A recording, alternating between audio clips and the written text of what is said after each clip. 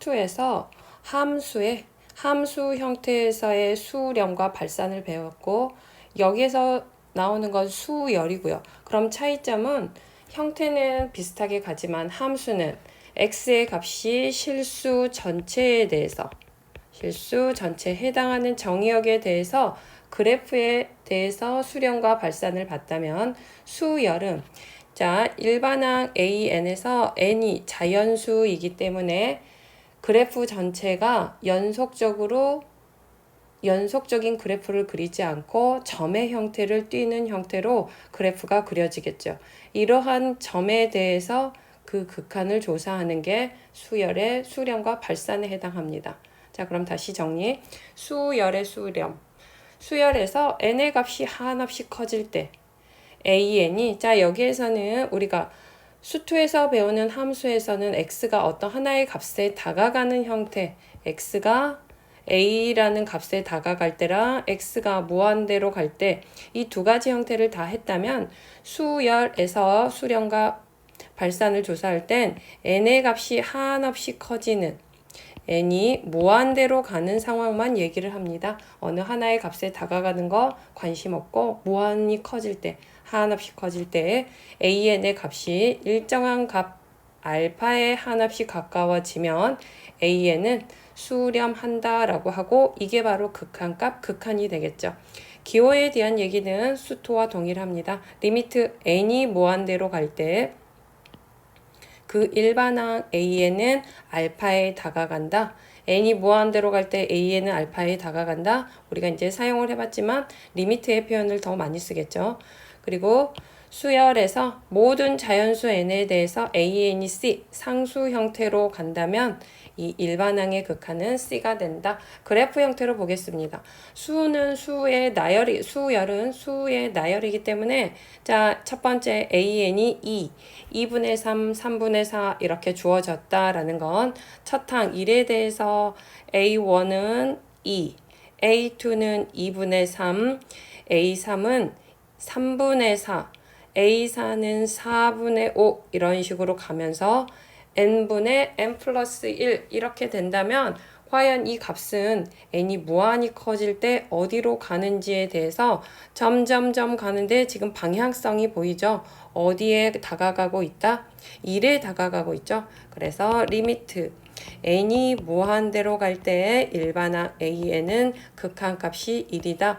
그런데 이 1은 어떻게 알 수 있냐라고 이제 정확히 읽어지지가 않는다라면 우리가 이 주어진 식은 이 다항식으로 x라고 생각한다면 y는 x분의 x 플러스 1로 해석한다면 유리함수가 되겠죠.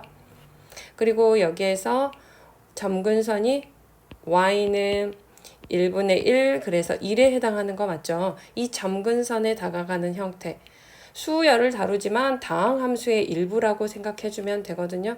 자, 그렇다면 다시 y는 x분의 x 플러스 1에서 우리가 x가 무한대로 간다면 무한대분의 무한대 그리고 얘는 차수가 1차 같기 때문에 이럴 때 극한은 1분의 1 개수에 비해 수렴한다라고 수투에서 약속을 했었죠.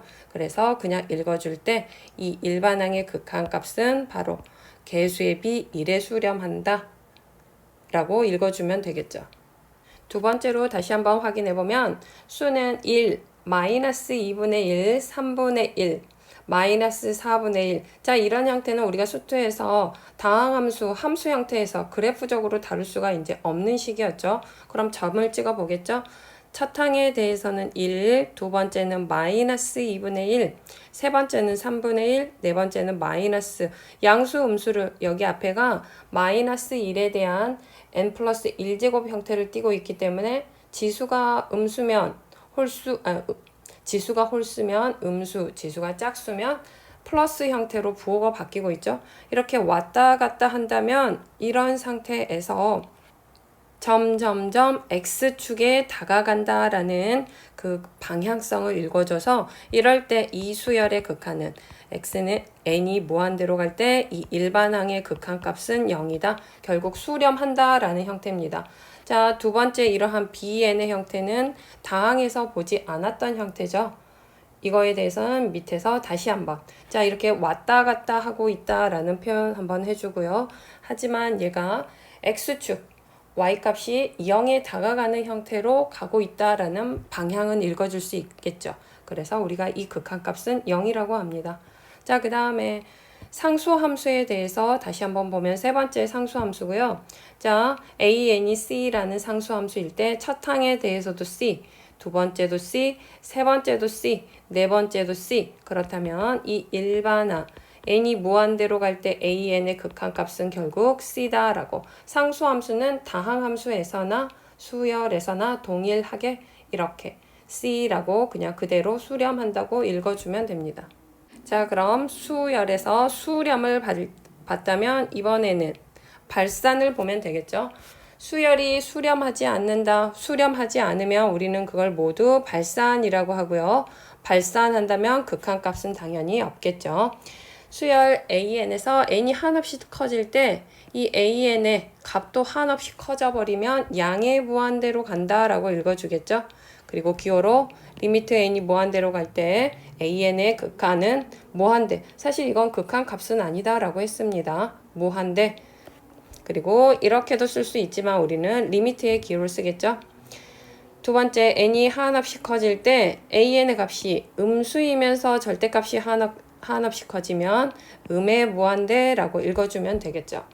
수열이 수렴하지도 않고 양의 무한대나 음의 무한대로 발산하는 형태도 아니다면 자 수렴도 하지 않고 발산, 양의 무한대나 음의 무한대로 발산하지도 않는 형태인데 수렴하지 않고 있어. 그럴 때 우리는 진동이라는 표현을 씁니다. 우리가 진동이라는 말의 의미는 알겠죠? 왔다 갔다 한다는 의미죠. 자, 그런데 이 진동에 대해서 조금 더 정확히 생각을 해보면 자, 먼저 발산에 대해서 그래프로 보겠습니다. 1번 수열의 발산 2, 4 일반항 AN이 2, 4, 6 등차 수열에 대한 얘기처럼 보이죠? EN 등차 수열이죠. 그럼 점으로 찍어주면 A1은 2, A2는 4, A3은 6, A4는 8. 그럼 n이 한없이 커진다면 리미트 n이 무한대로 갈 때 이 일반항 an의 극한값은 어디로 간다? 무한대로. 수렴하지 않는다의 표현이 양의 무한대로 가고 있다라는 뜻이죠.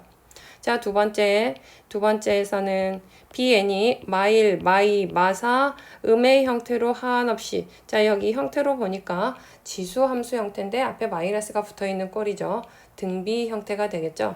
자, 이렇다면 첫 항은 마일, 두 번째는 마이, 세 번째는 마사, 음수 파트로 그 절대값이 계속 커지고 있기 때문에 리미트 n이 무한대로 갈 때 이 bn의 극한값은 음의 무한대 마이너스 무한대다라고 결국 둘 다 발산한다라는 뜻이 되겠죠.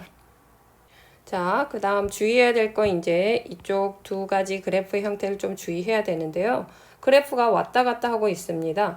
일반항이 자 AN 일반항이 1마일 1마일 1마일 1마일 그리고 일반항의 식은 마일에 n-1제곱 자 이렇게 왔다 갔다 한다 그게 바로 이 진동에 해당하거든요. 이러한 형태인데 그 진동이 폭이 일정합니다. 자 얘는 진동의 폭이 일정 자 폭이 일정하게 이렇게 계속 왔다 갔다 한다면 n이 무한대로 갔을 때 우리가 1에 도착하는지 마일에 도착하는지 이건 확정할 수가 없죠. 그래서 얘는 발산에 해당하고요. 수렴하지 않는 발산 자 수렴하지 않는 형태 중에서 진동에 해당합니다. 진동 그래서 수렴하지 않는 형태 중에서 진동에 해당합니다. 앞에 두 개는 수렴하지 않는 형태 중에서 발산에 해당하고요. 뒤에 거 가운데 있는 얘는 진동에 해당합니다. 자 그리고 마지막에 있는 형태 다시 한번 보면 첫 항은 양수 파트 절대값이 작은 값 근데 절대값이 자 bn에서 1 마이 4 마8 자 음수 부호가 양수 음수 교대로 왔다 갔다 하면서 폭에 대해서 얘기를 해보면 여기는 폭이 일정했다면 얘는 폭이 커지고 있죠. 그럼 그 다음 상황도 이렇게 계속적으로 폭이 커져 버린다면 이건 역시 어떤 하나의 값에 다가가는 형태는 나올 수 없겠죠. 그래서 얘도 발산이 되겠죠. 그런데 우리가 앞에서 수렴하는 형태 한번 생각해 볼까요? 이렇게 생겼던, 자, 뭐가 왔다 갔다는 하는데, 자, 왔다 갔다는 하는데, 이런 형태에 있었던 거 기억하죠? 앞에서.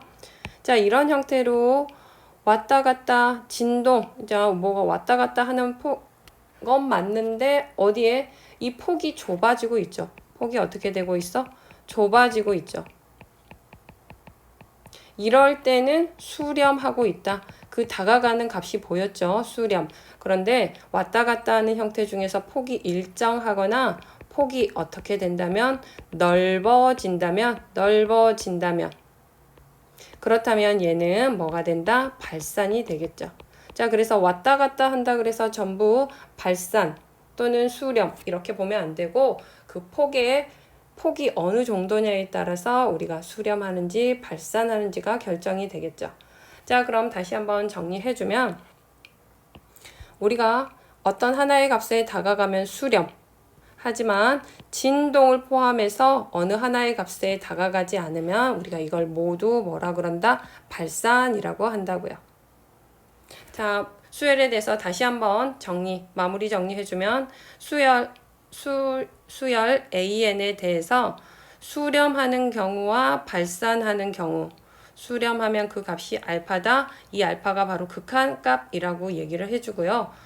이 발산하는 형태는 양의 무한대 또는 음의 무한대 진동, 이런 형태는 극한값이 없으니까 모두 발산이라고 처리를 해줍니다.